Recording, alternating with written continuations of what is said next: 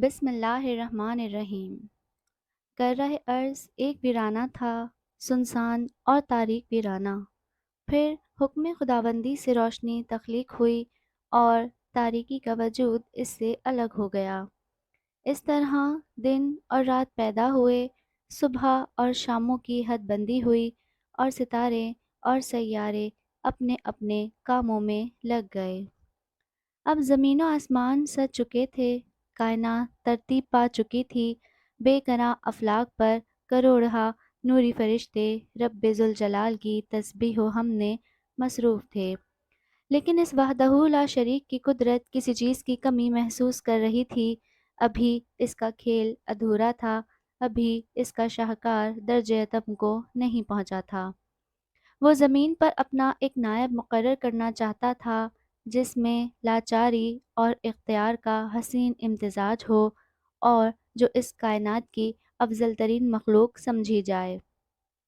پھر ایک روز اللہ تعالیٰ نے جبرائیل علیہ السلام سے کہا، جا زمین پر اور ایک مشت خاک لے کر آ۔ اللہ تعالیٰ کے حکم پر جبرائیل علیہ السلام آسمانوں سے زمین پر اترے اور ایک مقام سے مٹی حاصل کرنا چاہی۔ یہ وہ مقام تھا جہاں اب خانہ کعبہ ہے۔ زمین خوف خدا سے لرز اٹھی، جبرائیل علیہ السلام سے کہنے لگی، اے اللہ کے مقرب فرشتے، کیا کرتے ہو؟ جبرائیل علیہ السلام نے کہا، اللہ تعالیٰ تیری خاک سے ایک وجود پیدا کرنا چاہتا ہے جو تجھ پر اس کا نائب بن کر رہے گا۔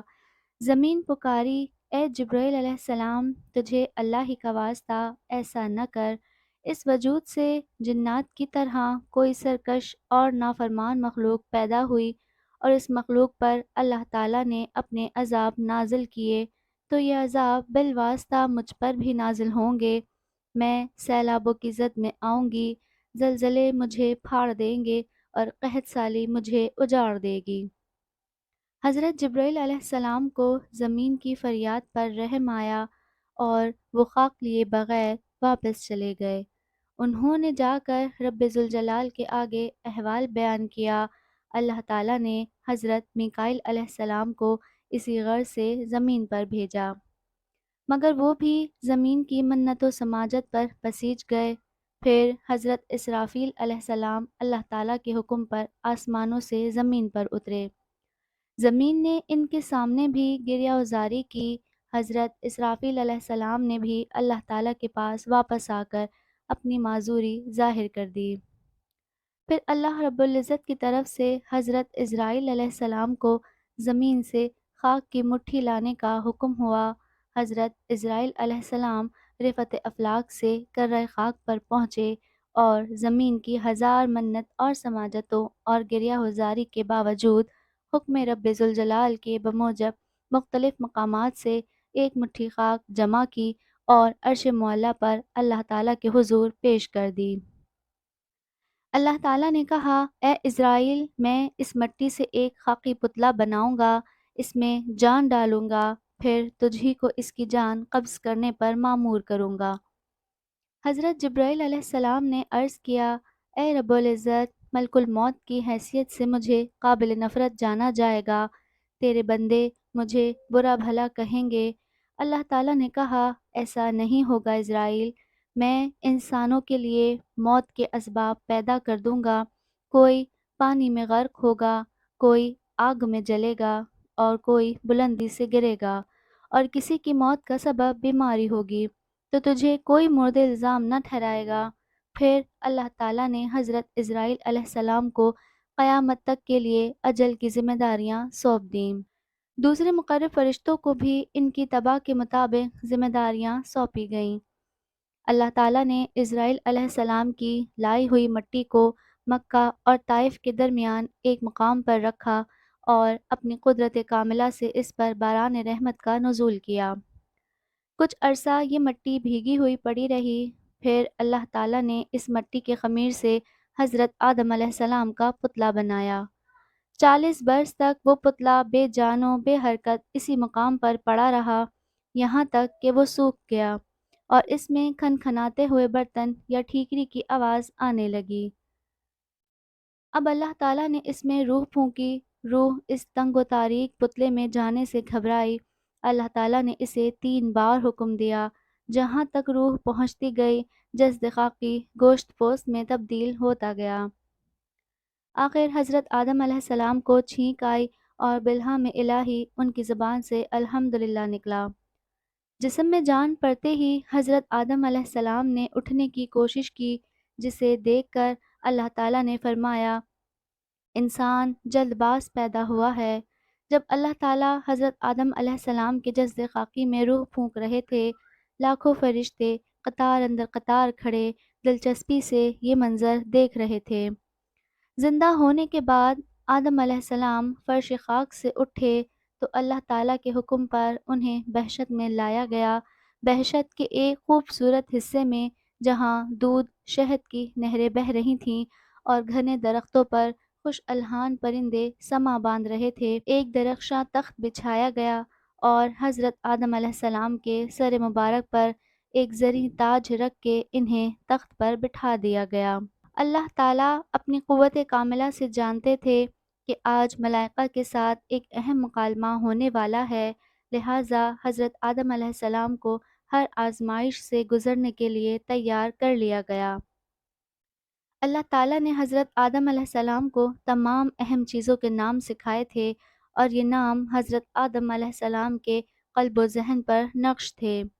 فرشتے ابتدائے پیدائش آدم علیہ السلام سے آپس میں یہ کہتے آ رہے تھے کہ اللہ تعالیٰ جس خاکی پتلے میں جان ڈال کر اسے زمین پر اپنا خلیفہ بنانا چاہتا ہے، وہ اسے ہم سے عزیز رکھے گا۔ آخر جس روز آدم علیہ السلام زندگی پا کر جنت میں جلوہ افروز ہوئے، ملائکہ کے دل کا ملال ان کی زبان پر آ گیا۔ انہوں نے کہا، اے رب ذوالجلال، آپ ایسے شخص کو اس زمین پر آباد کر رہے ہیں جو فساد اور خون ریزیاں کرے گا، کرۂ خاکی کا سکون اس کے ہاتھوں تباہ و برباد ہو جائے گا، حالانکہ تیری تسبیح و حمد کے لیے ہم ہمہ وقت موجود ہیں اور تیری عبادت میں دل و جان سے مصروف رہتے ہیں۔ اللہ تعالیٰ نے قدر ناراضگی سے فرمایا، میں وہ مصلحتیں جانتا ہوں جو تم نہیں جانتے۔ اس پر ملائکہ پشیمان ہوئے، انہوں نے معافی مانگی اور اللہ تعالیٰ کے حضور توبہ کی۔ پھر اللہ تعالیٰ نے کچھ اشیاء فرشتوں کے سامنے رکھیں اور ان سے کہا کہ ان اشیاء کے نام بتاؤ۔ ہزاروں لاکھوں فرشتے مبہوت کھڑے رہ گئے، ان میں نہایت برگزیدہ فرشتے جبرائیل، میکائیل، اسرافیل اور عزرائیل بھی تھے۔ ان سے کوئی جواب نہ بن پڑا۔ آخر انہوں نے نہایت عاجزی سے کہا، اے قادر مطلق، ہمیں ان اشیاء کے نام معلوم نہیں، ہمیں تو وہی کچھ معلوم ہے جو تو نے ہمیں سکھایا ہے، بے شک تو بڑے علم اور حکمت والا ہے۔ فرشتوں نے متفقہ طور پر اپنی لا علمی اور عاجزی کا اظہار کر دیا۔ تو رب جلیل نے حضرت آدم علیہ السلام سے کہا، اے آدم، اب تم ان چیزوں کے نام بتاؤ۔ آدم علیہ السلام نے حکم ملتے ہی تمام اشیاء کے نام فرشتوں کے سامنے بیان کر دیے۔ کیونکہ آدم علیہ السلام کو زمین پر نائب بنائے جانے پر فرشتوں کو حیرانی ہوئی تھی اور انہوں نے اللہ تعالیٰ کی اس تخلیق پر اعتراضات کیے تھے، اس لیے اللہ تعالیٰ نے حضرت آدم علیہ السلام کی بزرگی و فضیلت فرشتوں کو دکھا دی کہ یہ پتلا خاکی ہونے کے باوجود علم و مرتبے میں ان سے ارفع ہے۔ یہ تو آدم علیہ السلام کی بزرگی فضیلت کے اظہار کا پہلا طریقہ تھا، مگر اللہ تبارک و تعالیٰ نے ایک دوسرا طریقہ بھی اختیار کیا۔ تمام فرشتوں کو حکم دیا گیا کہ وہ آدم کو سجدہ کریں۔ ملائکہ نے حکم کی تعمیل کی اور قطاروں کی قطاریں تخت زری پر جلوہ افروز آدم علیہ السلام کے سامنے سجدہ ریز ہو گئیں۔ کچھ دیر بعد فرشتوں کو اللہ تعالیٰ کی طرف سے سر اٹھانے کا حکم ہوا۔ انہوں نے سجدہ ختم کیا تو یہ دیکھ کر حیران رہ گئے کہ عزازیل نے اللہ تعالیٰ کے حکم پر آدم کو سجدہ نہیں کیا۔ وہ نہایت ڈھٹائی سے گردن اکڑائے کھڑا تھا۔ اللہ تعالیٰ کو عزازیل کی حرکت سخت ناپسند ہوئی اور اسے پہلی بار ابلیس کے نام سے مخاطب کرتے ہوئے کہا، اے ابلیس، کس چیز نے روک دیا تجھ کو کہ سجدہ کرے اس کو جسے میں نے بنایا اپنے ہاتھوں سے؟ ابلیس نے کہا، اے رب ذوالجلال، میں آگ سے بنا ہوا اور یہ سڑے ہوئے گارے سے وجود میں آیا ہے، میں اس سے افضل ہوں، اس لیے اسے سجدہ نہیں کروں گا۔ ملائکہ دم بخود یہ گفتگو سن رہے تھے۔ ذات باری تعالیٰ کے جاہ و جلال اور غضب کا تصور ان کے اجسام پر کپ کپی طاری کر رہا تھا۔ وہ سمجھ رہے تھے کہ عزازیل نے خود کو ہلاکت میں ڈالا ہے اور اس کے لیے کوئی نہایت سخت فیصلہ ہونے والا ہے۔ ابلیس ملعون اپنے اندر کی آگ اگل کر خاموش کھڑا تھا۔ در حقیقت ابلیس فرشتہ نہیں، جن تھا۔ اس کی تعمیر آگ سے ہوئی تھی اور آگ کی خاصیت جلانا اور راکھ کرنا ہے۔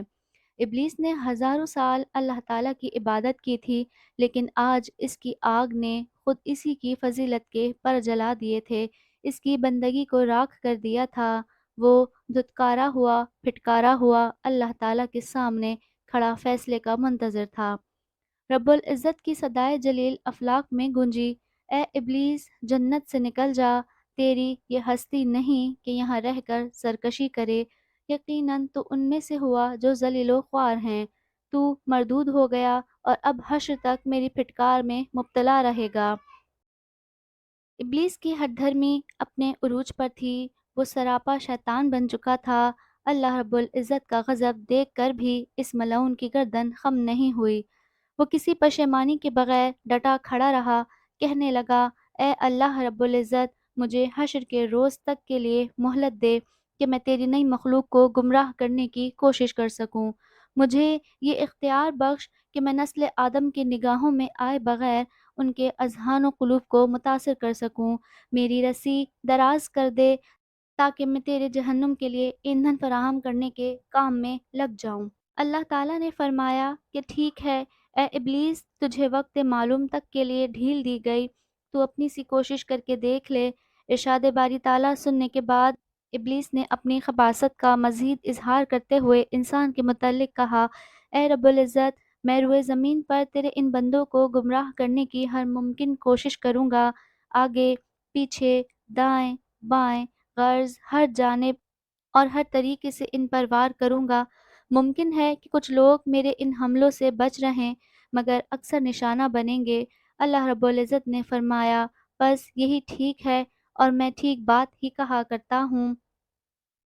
بنی آدم میں سے جو کوئی بھی تیری پیروی کرے گا وہ تیرا ساتھی ہوگا۔ میں ان کے اعمال کی پاداش میں دوزخ کو ان سے اور تجھ سے بھر دوں گا۔